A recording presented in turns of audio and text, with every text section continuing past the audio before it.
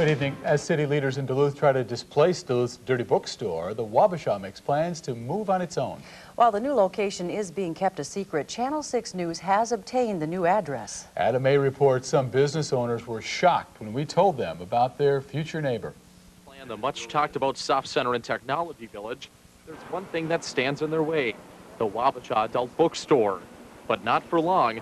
City leaders announced just a few days ago they would try to condemn the Wabasha and use eminent domain to gain the property.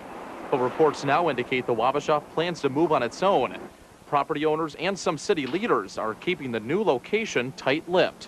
But Channel 6 News has obtained this internal letter written from the property owner of the Wabasha, Dr. Eric Ringsred, to another business owner. In the letter, Ringsred writes, "The city of Duluth and the Soft Center are on the fast track to relocate the Wabasha Dirty Bookstore as tenants into my building at 114 East 1st Street. The new location of the Wabasha bookstore will displace the Heaven non-alcoholic nightclub. The owner of the nightclub, Marv Pomray, denied our request for an on-camera interview, but he says that while his business was here to serve God, and while he'll continue to serve God, he says he doesn't believe the Wabasha will do the same.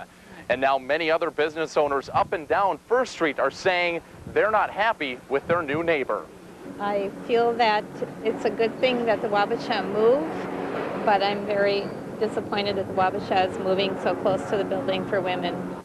MARGO COLOMB from the Women's Coalition, just 3 buildings away, fears that women might feel apprehensive with the adult bookstore so close, and others agree. Philosophically, we know the Wabasha has to go somewhere, but our issue is with the very existence of the Wabasha. But KIRCH also says better the adult bookstore be downtown than in a residential area. Even the property owner seems unhappy with his tenant. He says that moving the bookstore into the former nightclub is literally a swap of heaven for hell. In Duluth, Adam A., Channel 6 News. Business owners in the 1st Street area are planning to meet with the mayor tomorrow. They're expected to try to stop this move. Owners of the Wabasha did not return our repeated request for an interview. The Wabasha moves to, it will be greeted with some controversy. Now, is the move itself the city's decision?